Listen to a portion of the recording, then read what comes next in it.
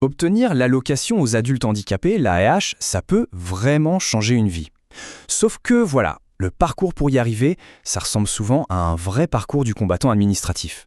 Aujourd'hui, on va décortiquer tout ça ensemble, étape par étape, pour que ça devienne beaucoup plus simple. 1,2 million, c'est le nombre de personnes en France qui comptent sur cette allocation. Et ce n'est pas juste un chiffre, ce sont des vies, des quotidiens. C'est un pilier de notre solidarité. Du coup, comprendre comment ça marche, c'est juste fondamental. Alors pour s'y retrouver, on va suivre un plan d'attaque en 5 points.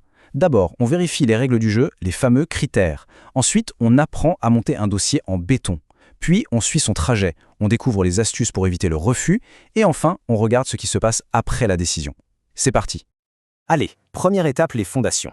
Avant même d'écrire la première ligne de la demande, il faut s'assurer qu'on part sur de bonnes bases. Quelles sont les conditions absolument non négociables pour pouvoir prétendre à l'AAH ? Bon, d'abord, il y a les trucs administratifs de base. C'est assez simple. L'âge, habiter en France, des formalités, quoi. Mais attention, ça a l'air de rien, mais il en manque une seule et le dossier est bloqué dès le départ. C'est vraiment la toute première porte à passer. Ok, maintenant on rentre dans le vif du sujet, le taux d'incapacité. C'est vraiment le nerf de la guerre. En gros, il y a 2 scénarios. Si le taux est très haut, à 80% ou plus, c'est assez direct. Par contre, pour un taux entre 50 et 79%, là il y a une condition en plus. Et c'est souvent là que ça se complique. Alors, cette fameuse condition, la RSDAE, qu'est-ce que ça peut bien vouloir dire ? En fait, c'est simple. L'administration se demande, est-ce que le handicap empêche la personne de travailler de façon importante et durable, même avec un poste aménagé ? Il ne s'agit pas de motivation, mais bien d'une difficulté objective. Et c'est ça qu'il faut prouver pour les dossiers entre 50 et 79%. Bon, à cette théorie, on passe à la pratique. Un dossier solide, ce n'est pas juste un tas de paperasse. Non, c'est bien plus que ça. C'est un peu comme un avocat de papier. C'est lui qui va défendre la cause du demandeur quand il ne sera pas là. Le dossier, il repose sur 4 piliers. Imaginez une table à 4 pieds. Il en manque un et tout s'effondre. Le certificat médical, les papiers d'identité, les justificatifs de ressources et de situation familiale, on en oublie un et ce n'est pas juste un retard, c'est une mise en pause du dossier pour une durée indéterminée. S'il n'y avait qu'une seule chose à retenir, mais vraiment une seule, ce serait ça. Le certificat médical, c'est la pierre angulaire de toute la demande. Pourquoi ? Parce que c'est le seul document qui va traduire une situation de vie en langage que les évaluateurs peuvent comprendre et utiliser. Mais alors, à quoi ça ressemble un certificat médical solide ? Ce n'est pas juste un nom de maladie. Non, c'est une photo complète de la réalité. Il doit chiffrer les difficultés, expliquer l'impact de chaque problème sur la vie de tous les jours, sur le boulot, et même parler des effets secondaires des traitements. En fait, il doit raconter une histoire, l'histoire médicale de la personne. Voilà, le dossier est posté. Et maintenant, qu'est-ce qui se passe ?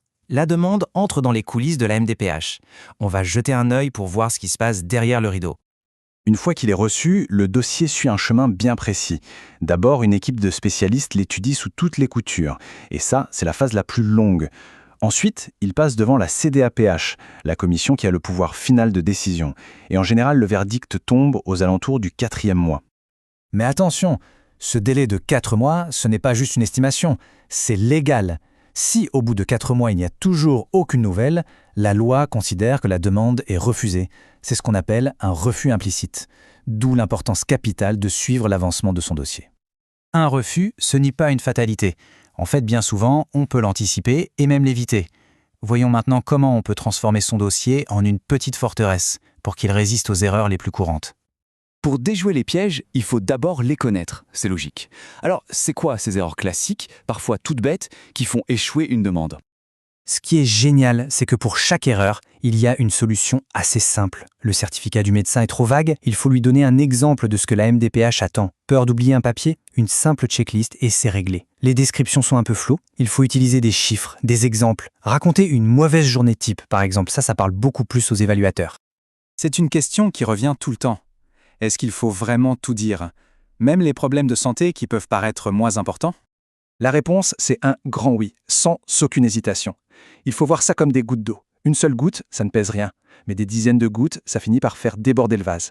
Et bien pour la MDPH, c'est pareil. C'est l'accumulation de plusieurs petits problèmes qui peut démontrer une grande difficulté globale. Chaque détail compte, vraiment. La notification est arrivée. Mais attention, que ce soit un oui ou un non, l'histoire ne s'arrête pas là.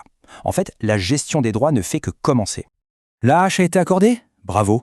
Maintenant, il faut sortir son agenda et noter une date très importante, 6 mois avant la date de fin des droits. C'est crucial. Anticiper le renouvellement, c'est la seule et unique façon de s'assurer qu'il n'y aura aucune coupure dans les versements. Et en cas de refus, surtout, ne pas baisser les bras. Il existe une vraie boîte à outils pour contester. On commence par le plus simple, le recours gracieux, pour demander gentiment à la MDPH de revoir sa copie. Si ça ne marche pas, on passe au niveau au-dessus, le tribunal. Et il ne faut pas oublier la médiation, une option parfois très efficace. Et il ne faut surtout pas sous-estimer cette première étape. 30%. Ça veut dire que près d'une fois sur 3, la décision est modifiée en faveur du demandeur sans même avoir besoin d'aller au tribunal. C'est une opportunité énorme qu'il faut absolument saisir. Une question clé, peut-on travailler et toucher l'AAH? La réponse est oui, mais c'est un jeu d'équilibriste. En fonction des revenus, l'allocation va être ajustée. Le système est fait pour encourager le travail. Mais il y a une grosse exception, la pension d'invalidité. Là, il faut choisir, c'est soit l'un, soit l'autre, mais pas les deux en même temps. C'est un choix vraiment important à faire. Et on termine sur cette réflexion. Obtenir la hache, c'est une victoire, c'est sûr. Mais la conserver dans un monde où les règles changent tout le temps, c'est un défi de tous les jours. Alors, comment s'assurer que ce droit reste stable sur le long terme? La réponse est simple, la meilleure alliée, c'est la connaissance. Rester informé, c'est la meilleure façon de protéger son avenir.